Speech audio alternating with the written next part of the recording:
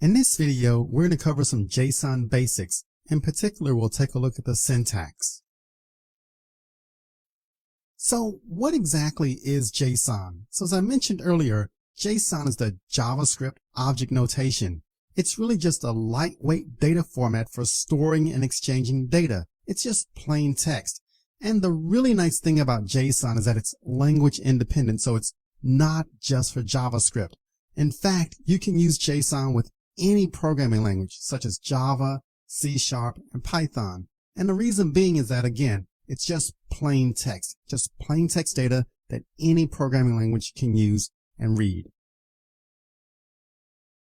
Now, let's go ahead and look at a very simple JSON example. So here you're defining a object, okay? And so in the JSON world, you make use of curly braces to define the object.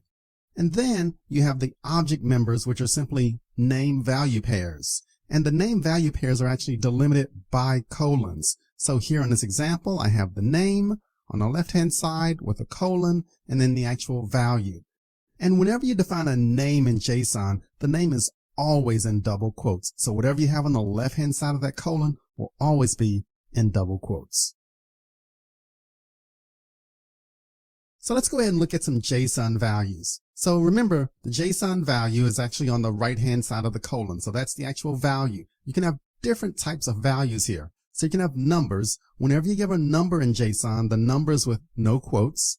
You can also add strings, and the strings are always in double quotes. So here for first name Mario, that's the actual value. That'll be in double quotes. You can also make use of Booleans like true or false. So here in this example where we have active, the value can be true or false. They also have support for nested JSON objects. I'll show you that in some following slides.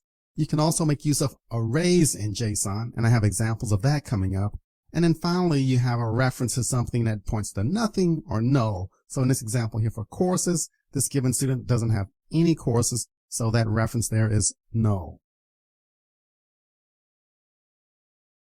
Now, nested JSON objects. So it's just like any other nested item, like a nested for loop or something, basically one item inside of another. So in this case, we have a nested JSON object. So here for this given item, for address, it's another nested object here. So the address, and then we have the curly braces again to define an object in JSON. And then we have the different fields here: street, city, state, zip, country, and so on. And you can nest as many levels deep as you'd like for your given JSON object model.